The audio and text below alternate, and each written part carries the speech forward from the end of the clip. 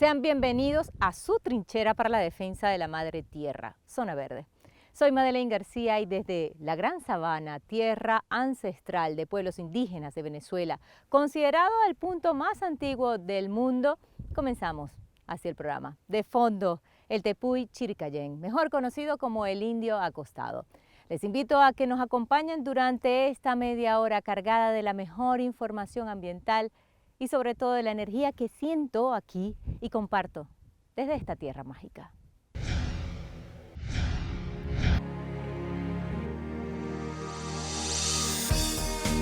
La madre naturaleza tiene un inmenso poder, así como nos regala maravillosos paisajes, dignos de total admiración. También reclama sus espacios, muchos de ellos invadidos por la humanidad y la invención. Todos, fenómenos que requieren de una gran reflexión, ya que realmente sin ella no sería posible la creación.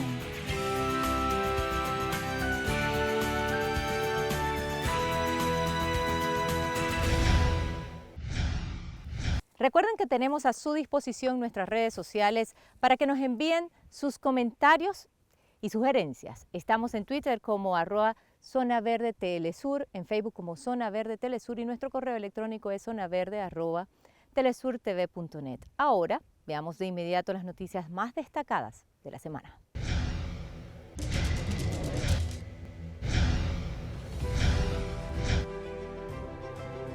En El Salvador, un grupo de niños atiende un huerto comunitario para producir alimentos en medio de la pandemia.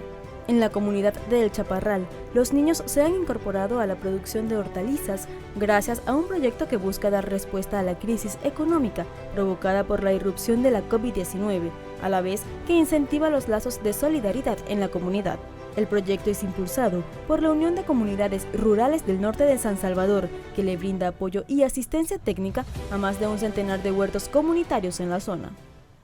Ahora, en la comunidad siempre tenemos diferentes actividades donde se trata de involucrar a los niños y a las niñas y a los jóvenes y a las personas adultas, porque nos gusta trabajar en comunidad, pero a raíz de la pandemia se vio la necesidad de trabajar en un proyecto donde los niños y las niñas y la comunidad empezara a producir sus propios alimentos. Me siento feliz porque llevo alimento fresco a mi hogar y también le doy alimentación fresca a mi familia y no llevo dinero, pero sí llevo una alimentación sana y saludable para evitar cualquier enfermedad.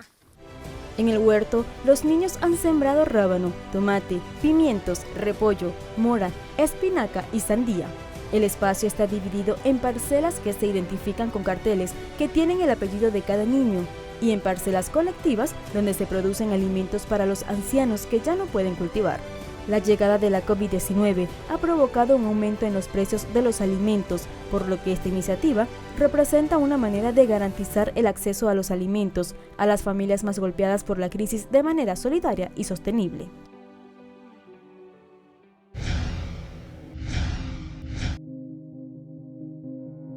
En Sudáfrica, el repostaje de barcos amenaza la mayor colonia de pingüinos africanos en el mundo.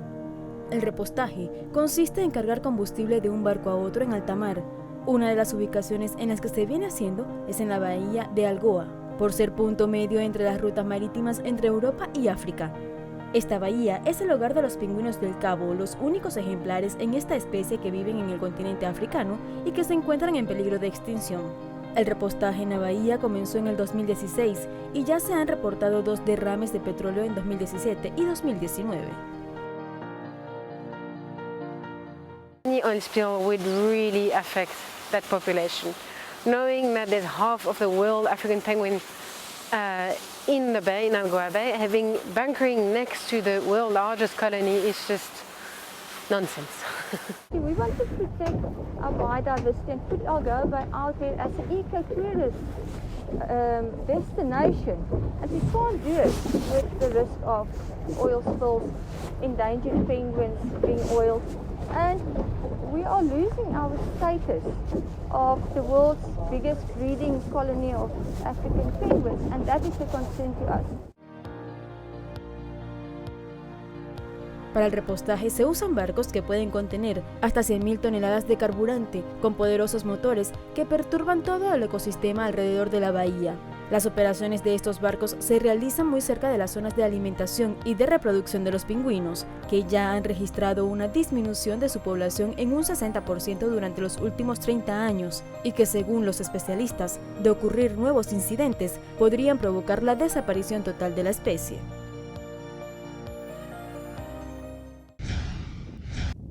No se imaginan la energía que se siente desde aquí, donde estoy, en la Gran Sabana. Y con esta sensación hacemos una pausa, pero antes te contamos sobre 3 maneras para reciclar botellas de plástico desde tu casa. 3 maneras para reciclar botellas de plástico en casa. Corta una botella vacía y úsala como maceta para cultivar plantas.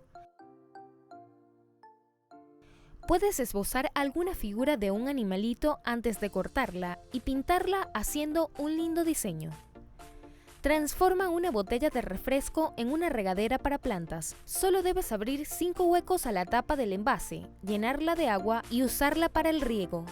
Con una botella de base ancha, haz un portaservilletas casero. Recorta la botella con un diseño que se adapte a las servilletas que usas frecuentemente y decóralo. De fondo, muy cerca de mí, pareciera que lo pudiera tocar con las manos, un hermoso arco iris, pero nada tiene que ver con lo que les voy a decir ahorita. Estamos muy cerca de la frontera con Brasil, país que se ha convertido en el nuevo epicentro de la pandemia por el COVID-19 en Sudamérica. La situación es particularmente grave en la Amazonía brasileña, donde simultáneamente se ha registrado un aumento de la explotación ilegal de sus recursos, elevando el riesgo de contagio en toda la región. Al menos 200 ancianos ancestrales de los pueblos indígenas se han muerto por el coronavirus. Esta situación se ha desbordado hasta llegar justo aquí a la frontera con Venezuela, afectando de manera particular los estados limítrofes del país, justamente donde nos encontramos en el estado Bolívar. En el siguiente reporte les ampliamos esta información. Brasil se encuentra en el segundo lugar a nivel mundial de los países con más casos de COVID-19. Hasta este 27 de junio ha registrado más de 58.000 muertes y 1.300.000 contagios. Desde el inicio de la pandemia, el gobierno de Jair Bolsonaro le restó importancia a la contención del virus, llevando al país a una situación dramática que ya trasciende sus fronteras. Asunto que no debe subestimarse, pues tiene fronteras con todos los países del continente, excepto con Chile y Ecuador. Estas fronteras se han convertido en focos de infección para los otros países, haciendo que las regiones limítrofes de cada país tengan tasas de contagio superiores en comparación con el resto de sus países. Entre las comunidades más afectadas están las indígenas. En América del Sur, en la cuenca amazónica, los territorios fronterizos de Brasil con otros países de la parte norte del Amazonas presentan unas de las tasas de incidencia más altas de COVID. Amazonas y Roraima, los estados fronterizos brasileños, ya superan los 80.000 contagios por COVID-19, mientras que Venezuela tiene un registro de poco más de 5.000 casos. Ambos países comparten más de 2.200 kilómetros de frontera habitadas principalmente por comunidades indígenas, comunidades que actualmente están siendo severamente afectadas por la epidemia. Según cifras de la Organización Panamericana de Salud, hay al menos 20.000 indígenas infectados en la cuenca del río Amazonas. Bueno, nosotros en comunicación con las diferentes organizaciones indígenas de Brasil sabemos perfectamente que ellos los han denunciado en reiteradas oportunidades que han fallecido a causa del COVID-19, a causa de la desatención por parte de los gobiernos de Brasil y de Colombia. Han fallecido muchos hermanos indígenas. En el caso de Brasil, por ejemplo, hay denuncias de organizaciones indígenas donde han denunciado el fallecimiento de más de 200 ancianos indígenas. Manaus es el centro ahorita grave, es una zona que fue declarada zona de catástrofe allá en Brasil, lo mismo que Boa Vista, que son nuestros estados vecinos. De manera que al ellos no tomar ninguna acción contundente para poder controlar y contener la pandemia, pues nosotros estamos obviamente obligados a pensar que toda esa persona que viene para acá por esa frontera viene contaminado. La propagación de la COVID-19 ha sido acelerada por la ligereza en las políticas del gobierno de Brasil para avanzar sobre los territorios indígenas, además de la declaración del ministro Ricardo Salles, alentando a minimizar las protecciones ambientales. El gobierno promulgó una ordenanza que busca revertir el reconocimiento de los territorios indígenas. Una de las consecuencias visibles de esta política ha sido la deforestación de las tierras indígenas en las áreas protegidas, que aumentó un 80% en comparación con el año pasado. A esto se suma la invasión de más de 20.000 mineros ilegales, denunciada por líderes indígenas que actúan como vector de contagio. Aqui no município de São Paulo de Olivença, todo dia tem óbito de cambeba, todo dia uma pessoa do povo cambeba morre. E nós não temos ajuda de nada, não temos hospital, nós não temos oxigênio, nós não temos ajuda. A gente está sofrendo muito. Em meio à pandemia, somos ameaçados de morte, como se não bastasse a doença que a cada dia está nos matando, ainda tenha que lutar contra os invasores de terra. Frente a la catastrófica situación en los estados fronterizos de Brasil, Venezuela ha implementado un protocolo de atención especial para proteger a la población fronteriza y a los venezolanos que regresan al país. Esta población en tránsito es atendida en los puestos de atención social integral, con un protocolo que incluye la aplicación de una prueba rápida de COVID-19 y la implementación de una cuarentena preventiva. Según cifras oficiales, entre un 80% y 90% de los connacionales que han regresado de Brasil ha contraído el virus, por lo que ha sido necesario aplicar un cerco epidemiológico en la frontera. Con IgM, hacerle la prueba, la PCR, que es la prueba definitiva que se hace su procesamiento en el Instituto Nacional de Higiene Rafael Rangel, pues que nos va a decir definitivamente si esa persona es portadora del COVID-19. Me parece importante, muy importante este tema de que nosotros hayamos realizado un número bastante elevado de pruebas por millón de personas. Pueblos indígenas y organizaciones ambientales denuncian la inacción del gobierno de Brasil respecto a la COVID-19 y a la vez señalan la manera que el gobierno de Jair Bolsonaro se ha aprovechado del avance de la enfermedad para avanzar en la explotación de la Amazonía. Frente a esta alarmante situación, los indígenas hacen un llamado a la comunidad internacional para que se pronuncie y se garanticen medidas que protejan de manera urgente a las poblaciones afectadas y del pulmón vegetal de nuestro planeta. Es tiempo de repasar los comentarios que nos hicieron llegar esta semana a través de las redes sociales. Veamos qué nos escribieron.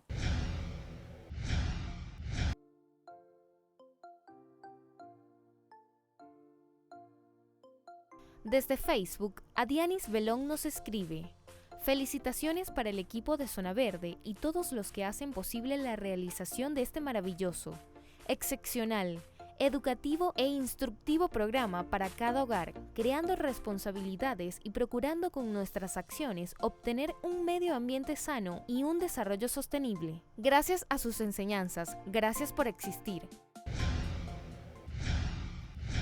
Gracias por escribirnos. Es muy importante para todo el equipo de Zona Verde recibir sus saludos y comentarios. Es momento de una pausa, pero quédense con nosotros, porque al regreso les contaremos sobre la alarmante contaminación del lago de Yohoa en Honduras.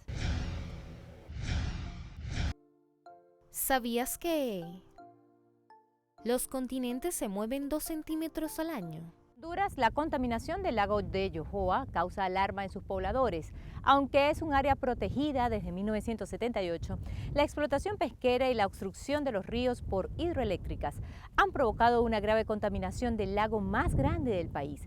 A continuación profundizaremos en esta lamentable situación. Para los pescadores de la zona, que suman cerca de 1.200, la situación se ha vuelto complicada. Los peces ya no son abundantes y tienen claro cuál es la razón. Y otra es la contaminación también. Creo que el problema es de este lado de las peceras y todo eso, porque hay veces que se viene mucha lana, una lana bien fea que se viene de ahí Entonces eso el pescado hace que se vaya también. A veces hay flotas que salen muriendo el pescado también. Ahí a veces aprovechamos algunos que están buenos. El lago de Yohoa tiene una extensión de 79 kilómetros cuadrados y es compartido por 3 departamentos. El aumento de la pesca industrial, el crecimiento poblacional y la actividad comercial generan demasiados nutrientes que se vuelven una amenaza. Para el caso del lago de Yohoa, pues existe un sobrepoblamiento, hay un poco más de 60.000 personas viviendo dentro del área protegida. Y bueno, estas personas o seres humanos, incluyéndome, lo que hacemos también es un consumo de los recursos. El lago de Yohoa fue declarado área protegida en 1978. Para su preservación se realizan monitoreos permanentes que detectan las complicaciones ambientales provocadas por la pesca industrial y la explotación minera. Tenemos una claridad de 2,5 metros, a veces de 3, a veces cuando hay la floración de algas. Esto nos viene a decir que el disco a veces solo se mira 1,5 metros, 1 metro, ¿verdad? Por la cantidad de algas que hay en la superficie de lo que es el agua.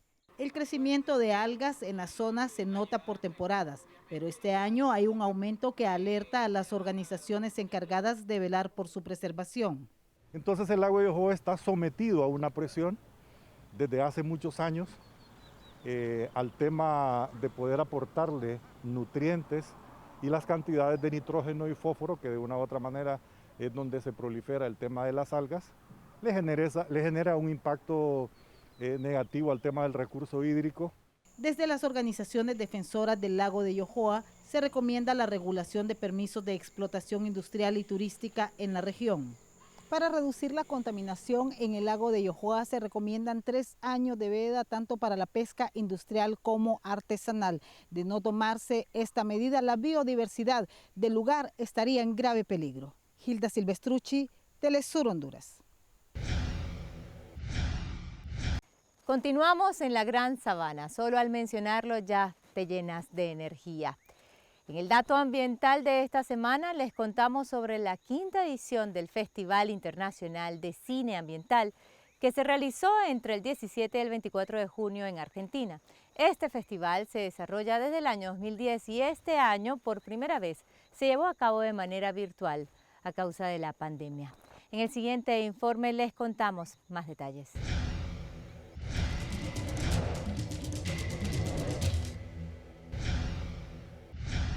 Con 76 títulos entre cortometrajes y largos procedentes de 31 países, este año el eje principal de Finca es la crisis climática desde una visión de derechos humanos.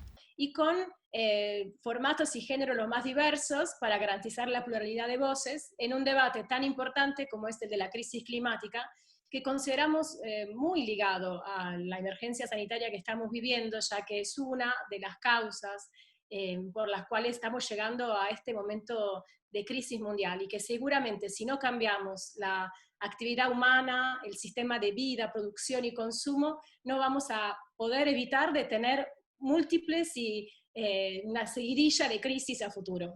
A través de la web oficial del festival se podrá acceder a todos los contenidos de forma online y gratuita. Apostamos a dar un espacio a la producción argentina, por supuesto, por lo difícil que es tener espacios de exhibición para toda la industria latinoamericana en cuanto a producciones independientes, y no solo que por ahí solamente por los temas no encuentran un espacio en el circuito tradicional de salas de cine.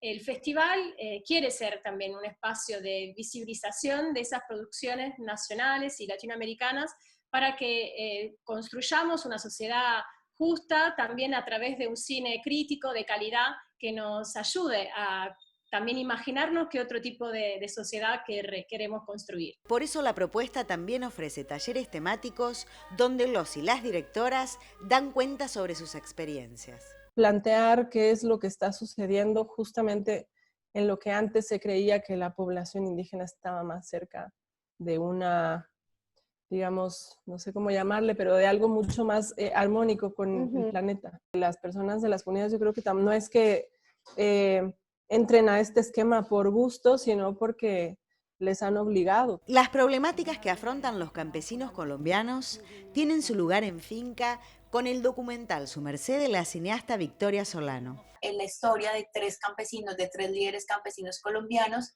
que desde diferentes maneras y desde diferentes visiones luchan por proteger su tierra del avance de la minería. Y su tierra no es cualquier tierra, son los páramos de Colombia, donde nace el 80% del agua dulce que tomamos los colombianos. Es contar sobre todo todas las cosas que les son fundamentales a un campesino. Por ejemplo, dejar la herencia de resistencia a sus hijos. Ver cómo ellos desde la educación, cómo utilizan diferentes formas para que ellos hereden no solamente el conocimiento sobre la tierra, sino el conocimiento sobre la resistencia campesina en sí mismo. Las películas que participan en la 5ª edición de Finca abordan los problemas ambientales que enfrenta el planeta y les da voz a aquellas comunidades que muchas veces son silenciadas. Carolina Silvestre, Telesur, Buenos Aires. Pensando en la importancia de ampliar nuestra forma de percibir y vivir la naturaleza como un todo al que pertenecemos y entender cómo impacta la actividad humana en ella, te presentamos cada semana la definición de un término propio del lenguaje ambiental. Hoy nos referimos al vocablo biotopo.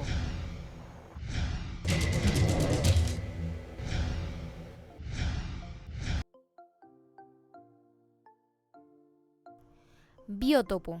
Espacio geográfico con unas condiciones ambientales determinadas, como suelo, agua, atmósfera, etc., para el desarrollo de ciertas especies animales y vegetales.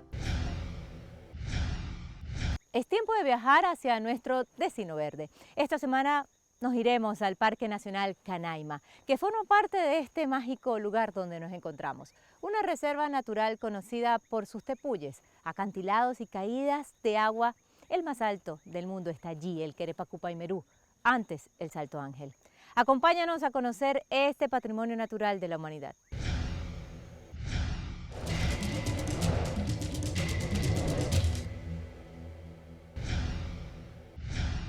El Parque Nacional Canaima está ubicado en el estado Bolívar, Venezuela. Abarca más de 30.000 kilómetros cuadrados.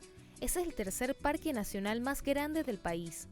Un 65% del parque está ocupado por tepuyes, mesetas de paredes verticales y cumbres casi planas, formados hace millones de años, cuando América y África formaban un solo continente. Los tepuyes más conocidos son el Roraima y el Aullantepui. El parque también es conocido por sus impresionantes saltos de agua, entre los que se encuentra el Salto Ángel, el más grande del mundo, el Aponguao, el Camarata, así como gran cantidad de cataratas de menor altura. El parque posee una gran biodiversidad gracias a los múltiples ecosistemas que confluyen en su territorio. Estudios recientes identificaron más de 1.000 especies entre mamíferos, anfibios, reptiles, peces y aves. Algunas de las especies endémicas de esta reserva natural son el cachicamo gigante, la nutria, el oso hormiguero gigante, la guacamaya enana y el sapito minero. Sus hermosos paisajes y su biodiversidad única hicieron que fuera declarado Patrimonio de la Humanidad por la UNESCO en 1994. Así ponemos punto final al programa de hoy. Recuerde que puede contactarnos a través de las redes sociales que aparecen en pantalla. No olvide que al aplicar las 3 R, reducir, reutilizar y reciclar, usted puede hacer la diferencia como ciudadano del ambiente. Yo soy Madeleine García y fue un placer acompañarles desde la Gran Sabana, tierra ancestral de pueblos indígenas de Venezuela. Será hasta la próxima.